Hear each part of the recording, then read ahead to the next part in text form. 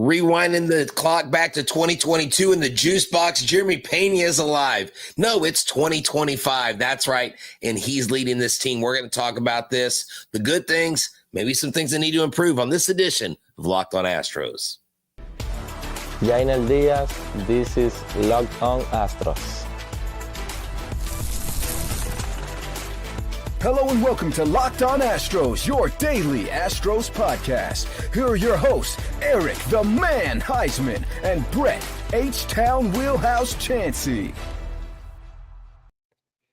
We are Locked On Houston Astros. We hope that you join us for a daily Locked On Astros podcast. My name is Eric Huysman. You can find me on X at Eric Talk Stros. Find the show at Locked On Astros, your team every day. Brett, where can you find you at?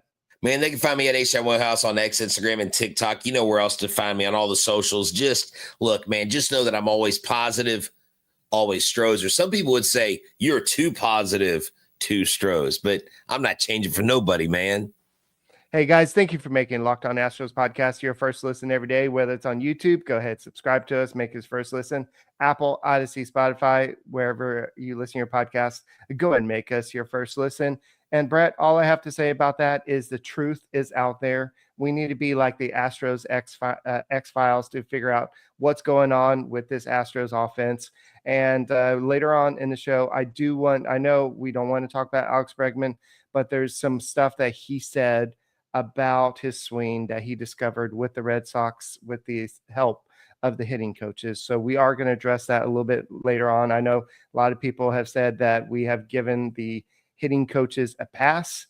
That's not the case, but we will address that a little bit later on. But somebody that doesn't need a hitting coach right now is Jeremy Peña. Jeremy Peña has been on fire recently. You're going to give him some stats that you have in a second, but Jeremy Peña, he's with a 4-for-4 night tonight. He was the catalyst behind this win. Like, the Astros would not be here without this. Doobie had a couple of big hits as well, but Peña is all the way up to 315 with the OPS of 840.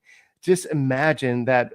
Just a little while ago, we're saying, oh, Jake Myers is the best hitter on the team with the OPS of 7-something. Now Peña is like, hey guys, don't forget about me.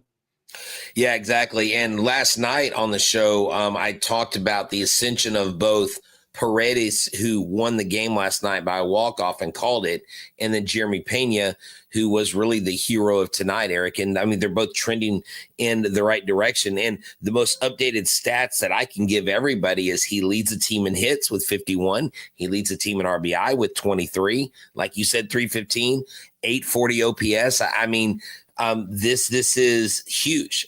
Jeremy Peña was dubbed the leader of this ball club, Eric. If we remember the conversations, we listened to the manager at the beginning of the season. He gives us a pulse of where this team is. And one of the things that we have wondered about is, now that Tucker's gone, now that Bregman's gone, we keep losing all these stars. Like, who is going to step up? And Eric, Jeremy Peña is absolutely crushing this season. Now, we hope that this continues. And it doesn't mean that everything is good and okay in the Astros world, because there are some things we still need to work on. I've got big concerns for Christian Walker. I don't know when this guy's ever going to wake up. But Jeremy Peña is taking on this team, not only the leadoff spot because of Jose Altuve saying, give that guy the leadoff spot, okay? People are saying Joe Espada, but it was really Altuve that gave him the thumbs up. But then you have him leading on the field. You have Isaac Paredes to his right at third base. And this is what you need. Jeremy Peña is playing with the confidence. He's getting on second base, drawing back the arrow. I mean, there is emotion in this ball club. And they won 4-3. It wasn't like they went out and scored 30 runs, but it was a game you needed. It was a game you needed because the pitching started off a little week, and we'll talk about Colton Gordon's MLB debut. It wasn't terrible, but they played from behind. And this team doesn't do bad necessarily every time they play from behind. And the late runs, Jeremy Peña, huge. He's my player of the game easily. My friend Brandon, you might know him as the baseball lawyer. He's argued that Yainer Diaz has been much better with runners in scoring position this season. Christian Walker has not. He has struggled all season with runners scoring position. Yes, he has some home runs. Yes, he's been a little bit hotter recently, but when it comes to the situations that matter, it seems like Christian Walker just looks like, I think you said the word dumbfounded. It just looks like he has no clue of what's going on. And so possibly if you're looking to maybe change things up a little bit, maybe switching Christian Walker and Yainer Diaz in the lineup until Alvarez gets back, and maybe then bump them both down until Christian Walker gets that confidence with runners in scoring position. Because you have a guy hitting cleanup that struggles with runners in scoring position. That's a bad combination. Anybody. And you have the guy that's been the most consistent guy, your leadoff hitter, has the most RBIs on the team.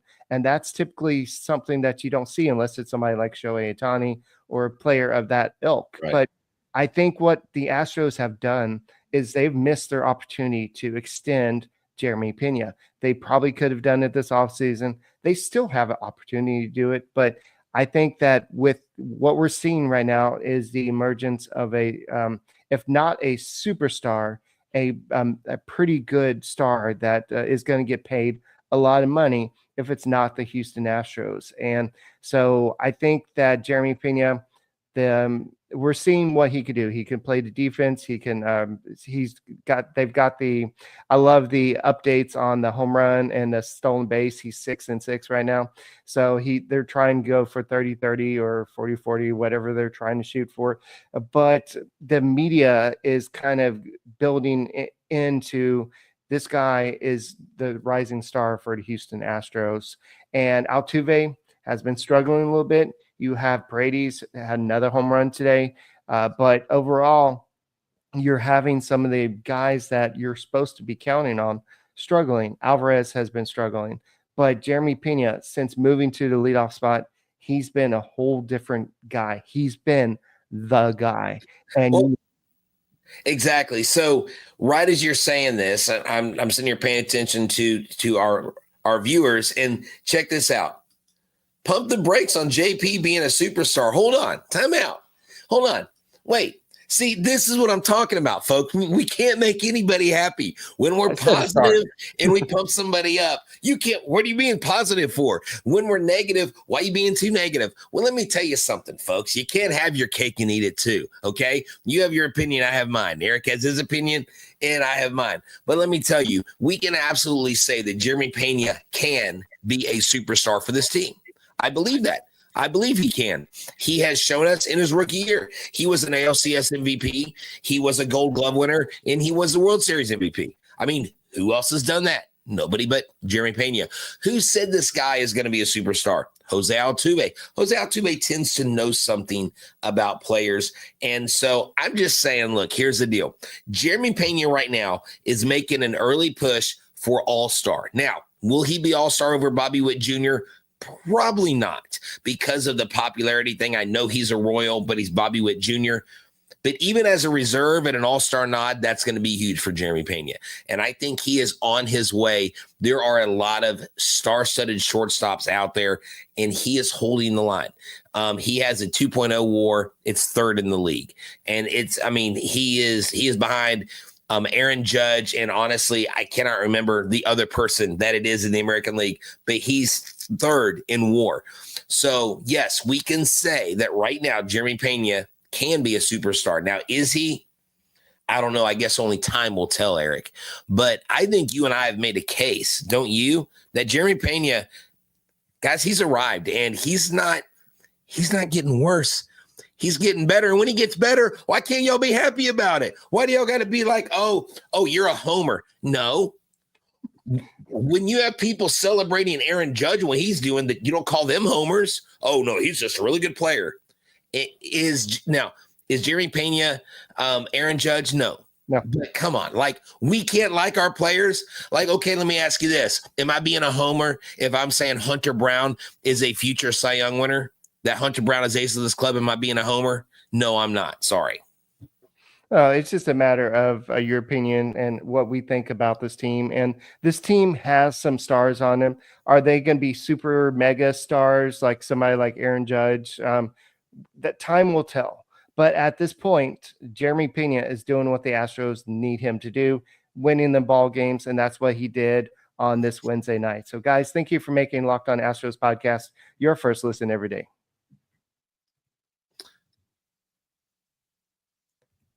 That's right. This episode is brought to you by Supply House. Let me tell you about Supply House for all your plumbing, HVAC, and electrical needs. It is the place to go. Look, being the son of a master electrician, I can tell you how important it is for the contractors to get in touch with real people and get in touch with a product where they have real options.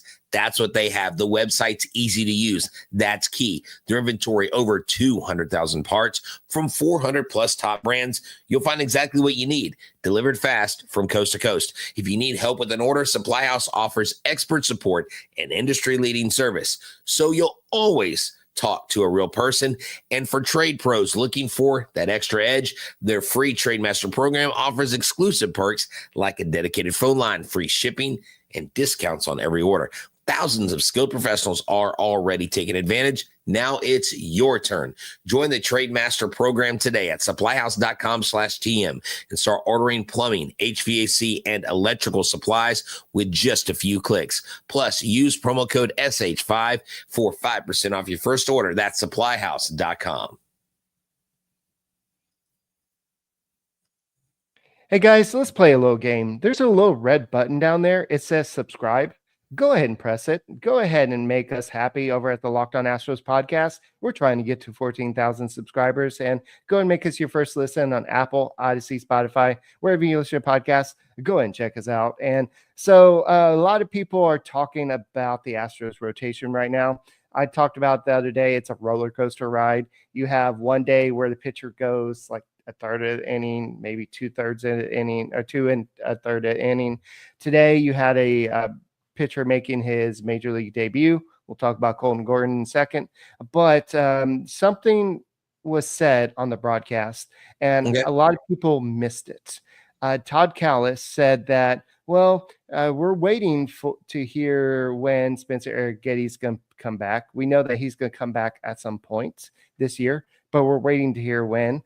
But we can't say the same about Hunter Wisniewski. He's likely done for the year. Hayden Wisniewski? Hayden, yeah. It's okay. I think I keep on saying Hunter. I don't know why. Because Hunter Brown, I guess. But Hayden Wisniewski is going to likely be out for the year. And so... yeah, that's no. What's wild to me is Todd Callis would say it without the Astros actually having said anything publicly. Mm-hmm. So maybe he kind of, I don't know, look. Flip of tongue, yeah. Todd's a professional, okay? Todd's not like trying to purposely like reveal stuff that isn't supposed to be revealed. But yeah, if Hayden Wisniewski is out, wow, that's huge, because Gusto, Gordon, Arrietty hasn't come back yet. Pitching is slowly becoming a thing. But if I see one more trade proposal for Justin Verlander, Eric, if I see one more flipping trade proposal with Justin Verlander that includes Cam Smith, Colton Gordon, and Bryce Matthews, I'm going to lose my flipping mind. Are you serious? Are we sick and tired of seeing this? No, JV's not coming back. The reincarnation of the JV trade shall not happen in 2025, Eric. Well, I love the facts tweet. I don't know if you saw it the other day, but it was a graphic that Justin Verlander is winless on the season.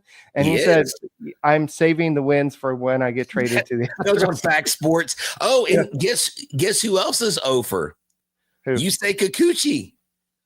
Kikuchi hasn't won, so where I was real big on, we need to sign Kikuchi. We need to sign it. And I'm like going, maybe that's why I'm not the GM. But Brett, at the same time, I think Kikuchi would be doing a lot better here. I think the Astros pitching. You're right. He might be, but all we have to go off of is what we have. But hey, let's not let this overshadow. Colton Gordon comes on, a left-hander, Eric, and he strikes out Jonathan India, who actually he faced in college.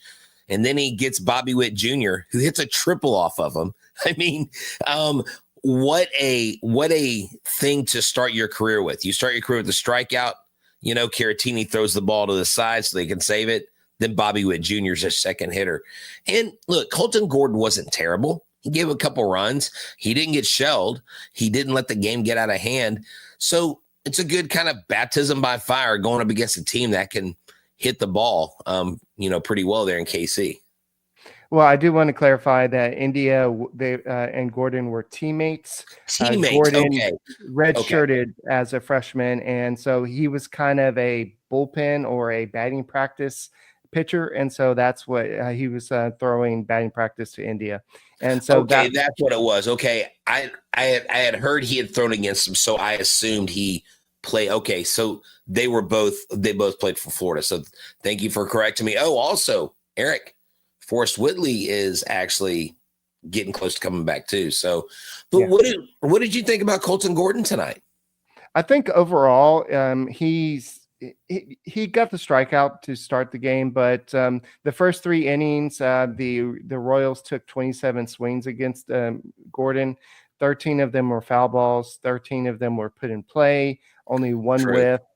So it wasn't. He doesn't have swing and miss stuff yet. I think that nerves probably was a lot to do with it. I know that the previous high he had in the AAA this year was, I believe, 90 or so. And so he already got to 40 pitches in the second inning. So it was already kind of a high pitch count. So I think that for him to get to 85 pitches into the 5th inning, and I know he allowed the 3rd run. I guess Sean Dubin technically allowed the 3rd run, but that was a bad hop off the second base bag. When Dubin came in, that was just bad hop, and that allowed the 3rd run to score. But overall, the 1 home run, okay, a rookie's going to give up a home run. That's going to happen. But 4 and 1/3 innings, with what some of the pitchers have been doing for the Astros recently, not named the core 3, I guess, not named Blanco, Valdez, and Brown, what the other guys have been doing, that is a blessing for him to go 4 and 1/3 innings. That was impressive. 58 of his pitches were strikes. So I think this was with his family, friends, and everybody was there. Cowboys there, like they're there, like the team was there supporting him too. No, and that's what you like to see. You like to see these guys get support. Mentioning the Space Cowboys, dude, you got some guys that are on fire right now in Sugarland. I mean, you got Bryce Matthews, you got Shea Whitcomb, Eric, who is like leading the PCO with home runs. You've got some guys that are chomping at the bit to get to the major leagues. And you just wonder if Shea Whitcomb's going to get a chance here pretty soon. Is he going to go out there, and are they going to find a spot for him? Because, it's just good to see the whole support. I believe they interviewed like his grandfather or somebody throughout the game, but it's always fun to see these major league debuts. Now, we've had quite a few major league debuts, and this is a team that's in transition, Eric. This is a team that its identity is being reshaped this year. And going forward, you wonder, okay, we know Altuve's here. Okay, push that aside. Hunter Brown, Jeremy Peña, Yordan Alvarez. Those right now are my core 3 for this team. Is Yainer Diaz a part of that, right? Who else on this team is a part of that core group in your mind?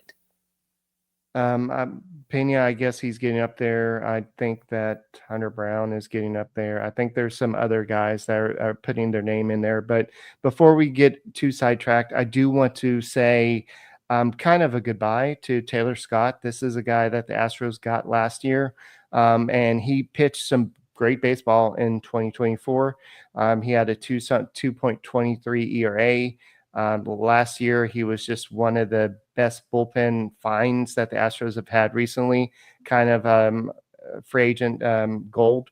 But this year, he wasn't quite the same guy. Spring training, he struggled. And I know he's been put in a lot of high leverage situations this year. But the Astros needed a spot on the active roster, and they wanted to keep the guys they had up, like the guys that could go multiple innings. And unfortunately, Tayler Scott was the guy to be DFAed. So this opens a spot on the 40-man roster and the active roster. Yeah, and that there's going to be quite a few roster moves right this year. Now, what we're going to do is we're going to talk a little bit about Alex Bregman's hitting comments, because does it shed light, Eric, negatively on the hitting coaches, or is Alex Bregman just his own person? We'll talk about that next.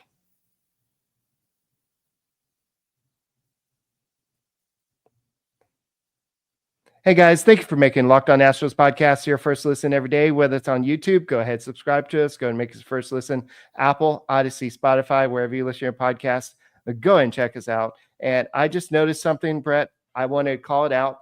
We did not coordinate the matching color shirts. Or they're sort of matching color. Mine is green. Yours is kind of grayish. Mine's navy blue. Yours is green. Is it? It's navy blue. Yes, I'm the one wearing it. I'm pretty sure I know what color it is I wear. No, so hey, but check this out. I got the juice box shirt, baby. I had to throw it back. Clutch shirts came in big with this one. I wore my sliding Altuve shirt to the game the other night. I can't wear that again because they got their butts kicked. Right. But look, Alex Bregman, Eric, is one of the probably best knowers of ball in the world. Okay. He is the guy that studies the game more than anybody. And I've seen multiple people quoted in recent articles saying that there's not a single player in baseball that knows the game better than Alex Bregman. We know that he's always been tweaking his, the way he holds the bat, his stance, everything, the way he loads, all that stuff. And so what did he say today that made that kind of Astros Twitter didn't go into a tailspin, but everyone's like, see, I told you it's the hitting coaches. See, I told you. And I was like, well, it's not that nuanced. It's not that easy. But what did he have to say? Well, basically, the Red Sox were told to up their pitch right before he signed with the Red Sox, and the Red Sox hitting coaches basically sent him a video and said, "Here, if you come here, this is what we can do with your swing." And it's basically just reworking his swing, because he's been a constant slow starter, and we've always heard I'm tweaking the swing, I'm working on this. And then eventually he figures it out. Then he goes on this little hot streak. But this year he's been crushing the ball, and he's got this is not including today's game. He's got a 304, 381, 567 slash line with 10 home runs, 32 RBIs in the first 43 games. The previous Astros seasons want to have a word, because he did not do that. And so he says, honestly, I feel like this is the best I've hit in my career. This is what he said last year as well. But every year, it's like you would think that the hitting coaches would be working with Bregman, but it seemed like he was on his own island. Well, I'm working on this. And he said that there's some things that he wanted to get back to doing in his early days. And he said after those successful years, it was like, I want to be better. I want to be better. I want to be better. I want to be better. So I started trying to change things and improve. He put all this, by the way, instead of just doing what makes me who I am and just refining what I was already doing at the time. So he said he was just trying to tweak too much, that he just broke his swing, so to speak. And the Red Sox said that there's a lot of flaws in his swing, and they can fix it. And you know what they have? So people are doing songs with Dubon's name, Scooby Dooby Doo. Sorry, I couldn't unsee that. And this is where I think, people are like, okay, so why are we talking about Alex Bregman, and why does it matter? Well, because the fans want to know why the heck we haven't fired our hitting coaches. And then this article comes out and everybody's like, see, I told you, this is evidence that the hitting coaches are terrible and what they do in Boston is better. But you know what? If you compare the stats of 2024, Boston Red Sox and the Astros, guess who hit better last year as a team? The Astros did. Now, of course, you had Kyle Tucker, Alex Bregman, Yordan Alvarez, yada, yada, yada. You had all that stuff going, right? It all started, they agreed, What? Okay. What is? Oh, is this? Hold on. Put that down because I don't know what that is. Okay. Let me finish my comment and then you can go to that. But the reason why we're talking about this and the reason why this is significant is, number one, he's had his own hitting coach for his entire career. Okay. He carries a guy with him everywhere he goes. And yes, there was a different perspective put on the load and everything in his swing. Okay. Also, he had a change of scenery. Okay. Everybody knows that he loves hitting in Boston. There are a lot of external factors that play into this. And it's not because suddenly Snitker and Centrone are out of his life. Okay. Now, do I think Alex Centrone is the best hitting coach in the world? Not necessarily, but it's not Alex Centrone's job to execute what you're doing. Like what Walker is doing. What Walker is doing out there, Eric, is feeding off of what everybody else is doing. He's new. It's a new ball club. It's a new environment. He's just struggling mentally. It's between the ears. We forget that baseball is a mental game, and I don't care how much talent you have. So look at Aaron Judge in the playoffs. Aaron Judge regular season, all-time great. In the postseason, he's buns. He's terrible, Eric. Like Maldonado has a better batting average in postseason than Aaron Judge, right? It's a mental game. And when you get to the playoffs, it's the best of the best. So it's what do you have to counter? So y'all can keep calling for the firing of the hitting coaches. I'm not going to. I don't know that fixes anything. Because what happens if they fire the hitting coaches and the team keeps hitting the way it is? It comes down to execution. And if they continue to put at bats together like they did tonight in key moments in winning games like this, scoring late, things will work themselves out, in my opinion. But Christian Walker is a huge, huge glaring sore on this baseball team, Eric. And I think Christian Walker's got to get this figured out because, like, we can't continue to see this is really, really bad production out of him so far. He's got to fix this. And one thing I've always said on this podcast, especially when Jose Abreu was struggling and other Astros have been struggling over the years, is that the Astros, when they're going good, they can hit good. But it seems like when a hitter is struggling, the hitting coaches can't find a way to help them.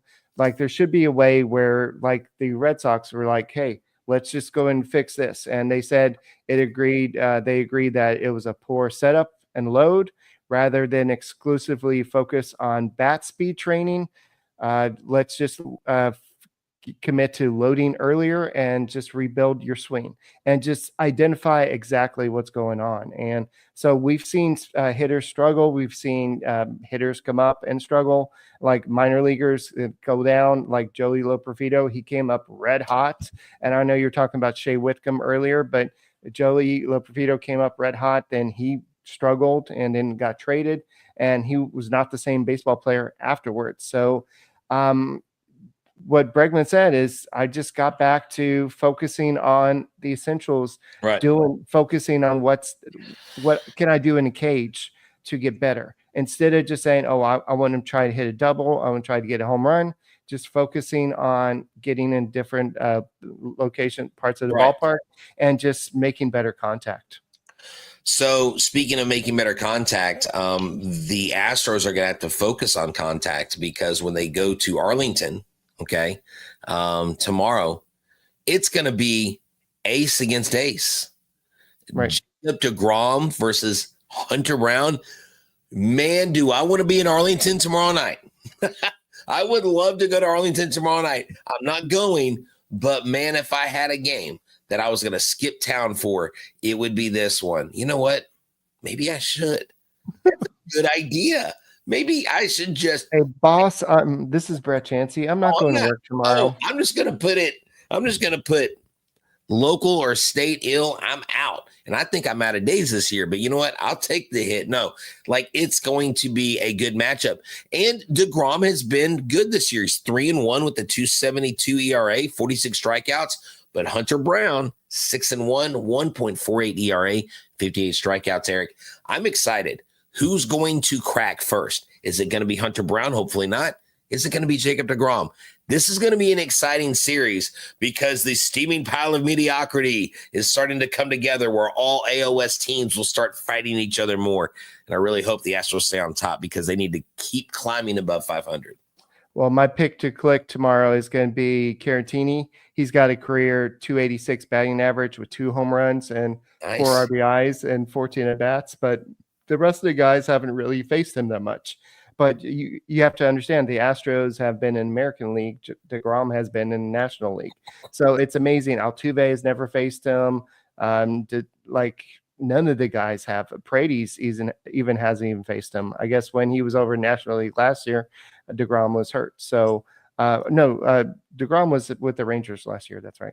So he's been with the Rangers for a couple seasons, but he hasn't been pitching.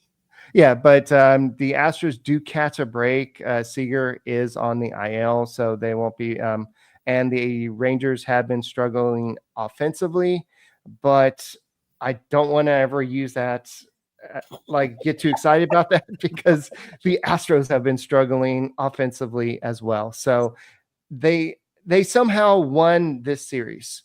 I didn't think it was going to happen. In fact, I had a different title for the show and had to change it up. Dude, I can tell you, I was at that game, okay, and there was more than one reason that day, and you and I haven't talked about other events that happened in that day before the game. Crazy stuff. My life sometimes takes wild turns, and I was like, if they lose tonight, I'm gonna be so ticked because here's the thing. I want to talk about. Yeah, here we go. I want to talk about. Wait, hold on. Did it say Jacob deGrom World Series champion? I gave him his. He's a nice Rangers fan. I gave him Joe is a nice Rangers fan who watches us. But look, tonight with the way it started, I was like, we're gonna lose this. And then when it was like 3-2, and I'm like, no, we can't lose this series. But this season has been win-loss. I mean, it is repetitive. I want to go to Arlington. We hit well in Arlington. Let's go take it to the South Oklahoma Rangers because one of their main sponsors is actually a casino. Where? In South Oklahoma. All right. So, guys, that's all we got for this edition of the Locked On Astros podcast. Hopefully the Astros go and sweep or get a series win against the Rangers at Lone Depot Park. Is that what it's called? Home Depot Park. No, Lone Depot Field is Miami. Okay, I was trying. So Home Depot Park. So it's not. No, you were trying to make a joke and you named it the Marlins. It's okay. Hey, real quick. I gotta show you all this. Check this out. I just noticed this today. I opened it up. The City Connect bobblehead. Well, you can't see it. Hold on. Here we go. I know this is fine. not. We can see it now. Look, see, it's lit up, and I didn't realize I don't have the Altuve one. So if someone has the Altuve one, I'll trade you a bobblehead if I have an extra. I need the Altuve one because it spells Stros, and I need that one. So I don't have either one. So it's Hunter Brown. Let's get it, baby. Let's get a win. Let's go up there and kick the Rangers' butt. Gosh, I love beating Dallas teams. Let's go do it. Arlington teams, wherever they're from. All right, guys. We'll see you tomorrow, and go Stros. Go Stros. Hey, that's my line. You were distracted.